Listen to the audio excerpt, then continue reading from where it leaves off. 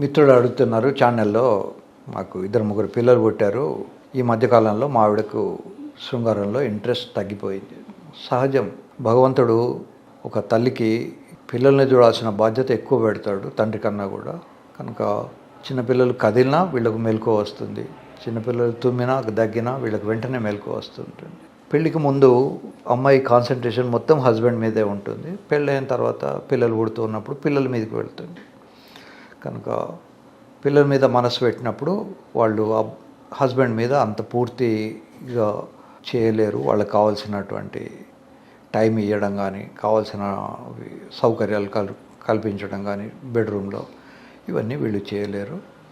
తర్వాత పిల్లలకు పాలిస్తున్నంతకాలం వాళ్ళకు కోరికలు కూడా తగ్గిపోతుంటాయి.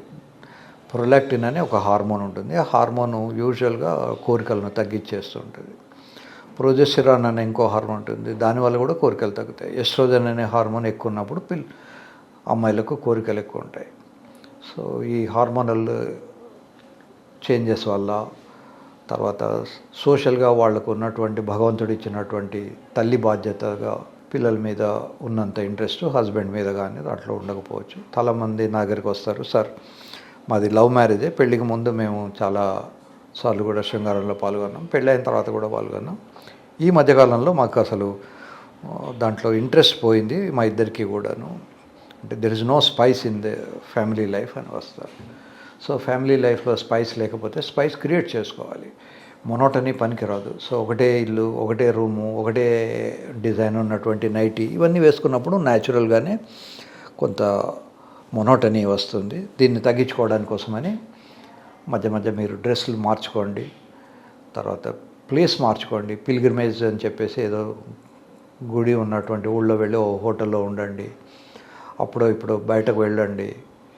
బయట శృంగారం చేయాలని కాదు, మీ దగ్గరలో సముద్రం ఉంటే వెళ్ళి సముద్రం బీచ్ దగ్గర కూర్చొని కొంచెం కబుర్లు మాట్లాడుకోండి.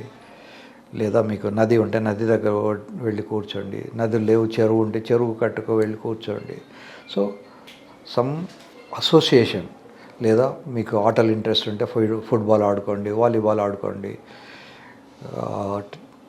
టెన్నిస్ ఆడుకోవచ్చు, తర్వాత షటిల్ కాక్ ఆడుకోవచ్చు. ఇట్లా ఏదో రకంగా ఒక కమ్యూనికేషన్ డెవలప్ చేసుకుంటే మీకు యూజువల్గా ఈ మొనోటనీ తగ్గుతుంది. తర్వాత మేకప్ కూడా మార్చుకోవాలి. అమ్మాయిలు కూడా ఎప్పుడు ఒకటే మేకప్ కాకుండా వేసుకోవాలి. మన భారతదేశంలో ఒకప్పుడు వాత్సాయనుడు అనే ఒక ఋషి ఉండేవాడు. ఆయన చాలా మంచి గ్రంథాలు కూడా రాశారు. అందులో 7 వారాల నగల గురించి డిస్క్రిప్షన్ ఉంటుంది. సోమవారం నాడు ఒక రకమైన నగలు ధరించాలి, మంగళవారం ఇంకో రకంగా, ఇలా. ఈ 7 వారాల నగలు ఎందుకు అంటే మొనోటనీ తగ్గించడం కోసం.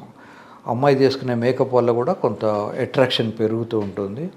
అబ్బాయిలు కూడా కేవలం అమ్మాయిలే మేకప్ చేసుకోవాలి, మేమేం పట్టించుకోవద్దు అని అనుకోకూడదు. చెమట వాసన రాకుండా చక్కగా స్నానం చేయాలి, గడ్డం ఉంటే గీక్కోవాలి. గడ్డలు మీసాలు ఎక్కువ ఉన్నప్పుడు అమ్మాయికి ఒక్కొక్కసారి ఇబ్బందిగా ఉంటుంది కిస్ పెట్టడానికి దానికి. సో ఒకవేళ అమ్మాయికి ఇష్టమైతే గడ్డం కానీ మీసం కానీ పెంచుకోవచ్చు, ఇష్టం లేదంటే తీసేయాలి. సో ఇట్లాంటి చిన్న చిన్న కన్సిడరేషన్స్ మనం చూసుకోవాలి.